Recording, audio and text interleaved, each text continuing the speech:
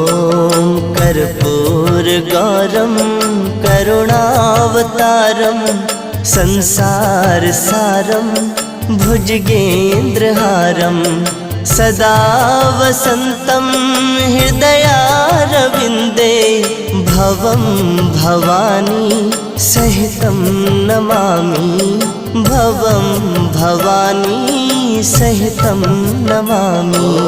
कर्पूरगौरं करुणावतारं संसारसारं